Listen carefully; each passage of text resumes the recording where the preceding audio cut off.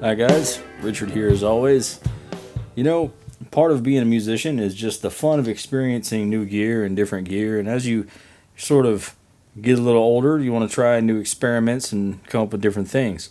I'm a huge fan of drums. I'm actually rewrapping a bunch of Goodwill drums that I've sort of collected over time, and this was one of them that I was going to use as a 12-inch tom, but then I decided, you know what? I don't want a 12-inch tom on that kit.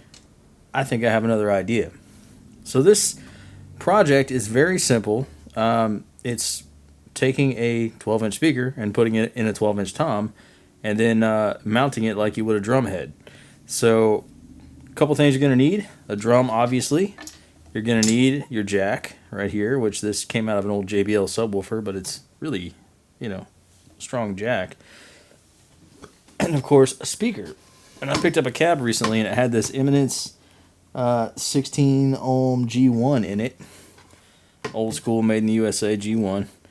And these are alright speakers, I like them. This one's got a tiny hole in it, but this one's got a tiny hole in it, but I think that'll be fine. A little dirty, but that's going to be cool. Coconut is helping me out. Now, you may have to knock your port out. I've already done that. Save a little time in the video. And you may have to chisel an area out to fit the jack if you have a short jack like this. You can get a long barrel jack or something. You won't need to do that. You actually could probably keep the port in there if it was a small enough barrel jack and a big enough port. Anyway, so I've already unscrewed the bolts and get rid of this weird old colored on Evans Genera G2 coated.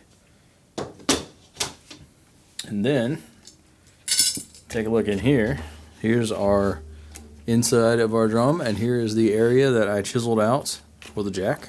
This jack already had a couple little clips on it, so it can go right on the speaker, no problem.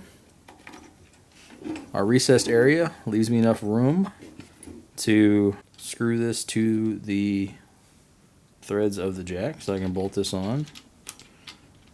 Pretty easy. Hopefully that'll reach our speaker. I don't see why it wouldn't. Thanks, Coconut, for holding that for me.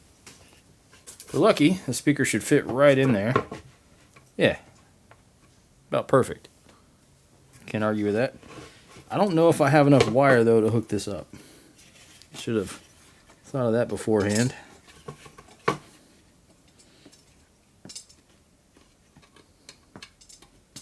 Yep, just barely. Sweet. Now, the key thing, I think, here is going to be keeping this centered while you tighten it down. To tighten it down, all you need is a drum key. To show you guys how easy this project is, I'm kind of trying to show it to you in real time. Oh no, this isn't wide enough. Dang it. Thwarted. It's okay, I got another idea. Remember that crappy drum head? I have very badly cut out the center of that.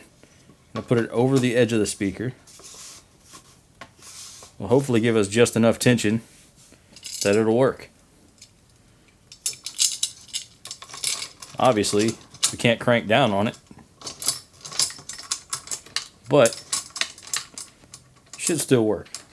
No telling what kind of flappy artifacting we might get on the edge of the speaker. We'll see though, who knows. If you guys are long fans of the channel, you know I'm all about doing weird projects and just having a good time with music. Tighten it enough so that the lugs aren't going to come off on us while we're hopefully rocking out. That's fairly secure. Yeah, not bad. Guys, Coconut just had a great idea. Did a whole drum set with speakers as the bottom heads, as the resonant heads. Now I'm going to leave this tuned to whatever dumb tuning it has right now.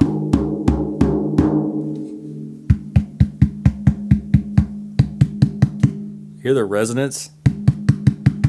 That's going to be crazy. Okay, so now we've got our little guitar cab. Kind of nice if we had a way to mount it though, huh? Okay guys, you have to forgive me, I'm a little disheveled. I've had a really crappy day at work, but this actually makes me really happy. So I love doing dumb projects, and this is definitely a dumb project. If you want mids, we got mids, buddy.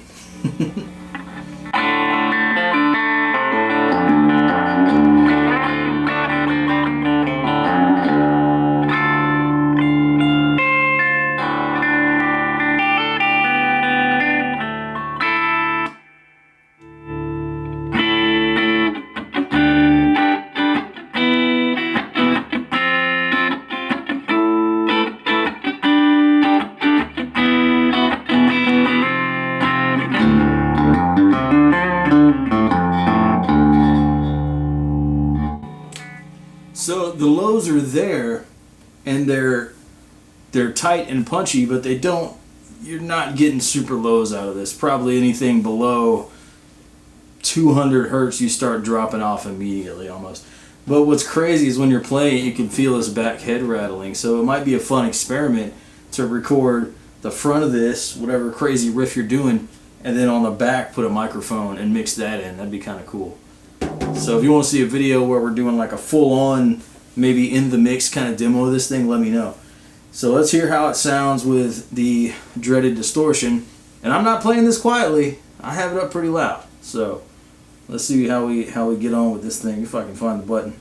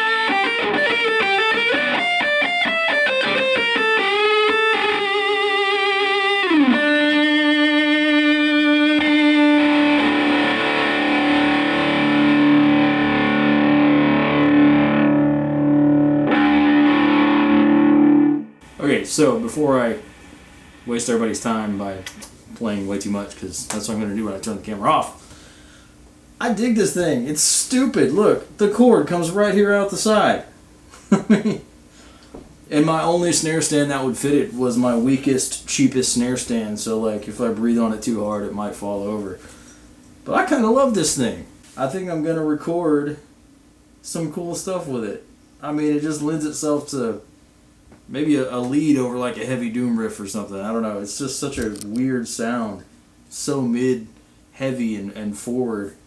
Like the cleans are virtually useless if you're strumming chords, but if you're just picking notes, it's kind of like a sharp. I don't know. It's interesting, and it helps that it's a decent speaker. It's a vintage G1, nice and broken in, so the speaker's probably not that harsh. This thing is cool. I think we should do some experiments where we tune that back head up and down and play the same riff, see if we can hear a difference. Put maybe an SM57 on the back. I don't know. Let me know what you think, and I hope you build your own. This is cool. Oh, we should do like a 210 in a 22-inch kick drum. That would be crazy. Maybe a bass cab. Alright guys, well I'll see you later. Thanks for hanging out with me, doing this weird thing on this weird night. It's Friday the 13th. Have fun everybody. Happy 2020.